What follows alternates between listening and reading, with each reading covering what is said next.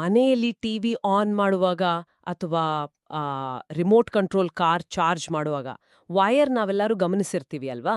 ಆ ವೈರ್ ಹೊರಗಡೆ ಕಲರ್ಫುಲ್ ಆದ ಪ್ಲಾಸ್ಟಿಕ್ ಕವರ್ ಇರುತ್ತೆ. ಹೌದು, ಆದ್ರೆ ಅದು ಎಲ್ಲಾದ್ರೂ ಸ್ವಲ್ಪ ಕಟ್ಟಾದ್ರೆ ಒಳಗೆ ಹೊಳೆಯುವ ಮೆಟಲ್ ಕಾಣುತ್ತೆ. ಎಕ್ಸಾಕ್ಟ್ಲಿ. ಯಾಕೆ ಹೀಗಿರುತ್ತೆ ಅಂತ ಕುತೂಹಲ ಮೂಡೋದು ಸಹಜ.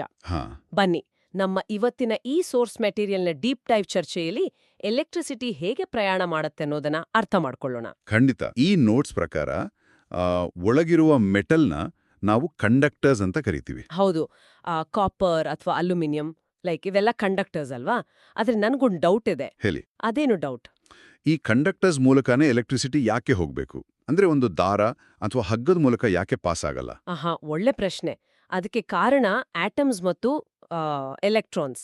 ಪ್ರಪಂಚದಲ್ಲಿರುವ ಪ್ರತಿಯೊಂದು ವಸ್ತು ಆಟಮ್ಸ್ ಇಂದ ಆಗಿದೆ. ಓಕೆ, ಅಂದ್ರೆ ಅತಿ ಸಣ್ಣ ಕಣುಗಳು ಅಂತ ಆಯ್ತು. ಕರೆಕ್ಟ್. ಆ ಆಟಮ್ಸ್ ಒಳಗೆ ಎಲೆಕ್ಟ್ರಾನ್ಸ್ ಅನ್ನೋ ಇನ್ನಷ್ಟು ಸಣ್ಣ ಕಣುಗಳು ಇರ್ತವೆ. ಕಂಡಕ್ಟರ್ಸ್ಗಳಲ್ಲಿ ಏನಾಗುತ್ತೆ ಅಂದ್ರೆ ಏನಾಗತ್ತೆ?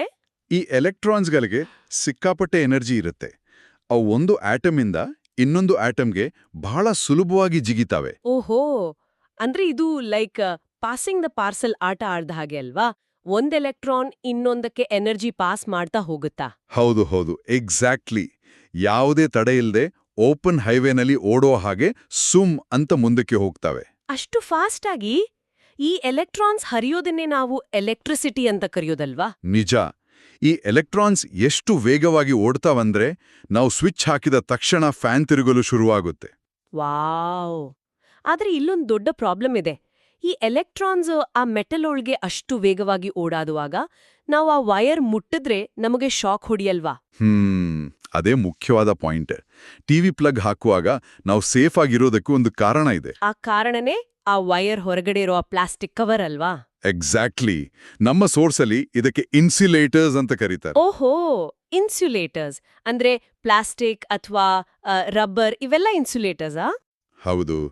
ಬೀದಿಯ ವಿದ್ಯುತ್ ಕಂಬಗಳ ಮೇಲಿರುವ ಆ ಸಿರಾಮಿಕ್ ವಸ್ತುಗಳು ಕೂಡ ಇನ್ಸುಲೇಟರ್ಸ್ಗೆ ಉದಾಹರಣೆ. ಆದ್ರೆ ಈ ಇನ್ಸುಲೇಟರ್ಸ್ ಒಳಗೆ ಎಲೆಕ್ಟ್ರಾನ್ಸ್ ಜಿಗಿಯೋದಿಲ್ವಾ? ಅಂದ್ರೆ ಅವುಗಳಿಗೆ ಎನರ್ಜಿ ಇಲ್ವಾ?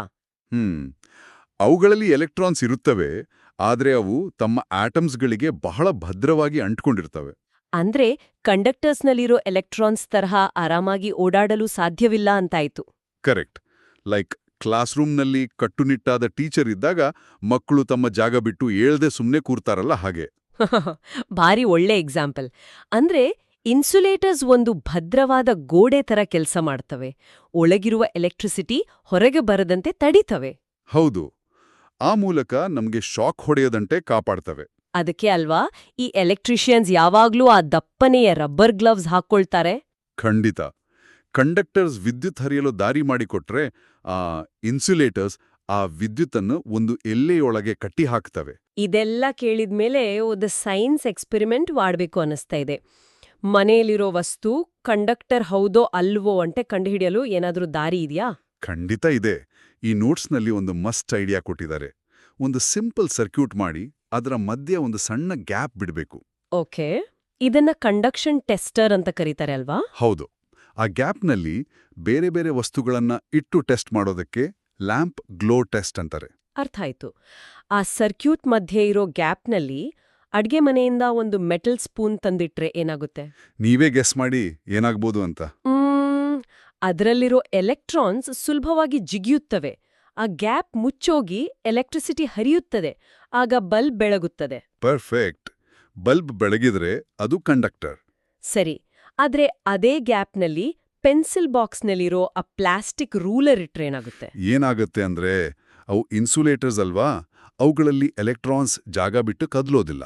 ಓಹೋ, ಹಾಗಾಗಿ ಎಲೆಕ್ಟ್ರಿಸಿಟಿ ಆ ಕಡೆ ಹೋಗಲು ಸಾಧ್ಯವಿಲ್ಲ. ಆಗ ಬಲ್ಬ್ ಬೆಳಗುದಿಲ್ಲ ಅಲ್ವಾ? ನಿಖರವಾದ ವಿಶ್ಲೇಷಣೆ. ಕರೆಂಟ್ ಪಾಸ್ ಆಗೋದಿಲ್ಲ, ಹಾಗಾಗಿ ಆ ಸರ್ಕ್ಯೂಟ್ ಕಂಪ್ಲೀಟ್ ಆಗೋದಿಲ್ಲ. ಅಂದ್ರೆ ಮನೆಗಳಲ್ಲಿ ಇಲೆಕ್ಟ್ರಿಸಿಟಿ ಸೇಫ್ ಆಗಿ ಕೆಲಸ ಮಾಡಬೇಕು ಅಂದ್ರೆ ಈ ಕಂಡಕ್ಟರ್ಸ್ ಮತ್ತು ಇನ್ಸುಲೇಟರ್ಸ್ ಎರಡೂ ಒಟ್ಟಿಗೆ ಕೆಲಸ ಮಾಡಬೇಕು. ಹೌದು. ಒಂದು ಟೀಮ್ ತರ. ಒಂದು ಕರೆಂಟನ್ನು ಸಾಗಿಸಿದ್ರೆ ಇನ್ನೊಂದು ಸೇಫ್ ಆಗಿಡ್ತದೆ. ವಾವ್! ಅವೆರಡರ ಸಮತೋಲನದಿಂದಲೇ ಟಿವಿ ಅಥವಾ ಫ್ರಿಡ್ಜ್ ಎಲ್ಲವನ್ನೂ ಧೈರ್ಯವಾಗಿ ಬಳಸಲು ಸಾಧ್ಯವಾಗ್ತಾ ಇರೋದು. ಖಂಡಿತ.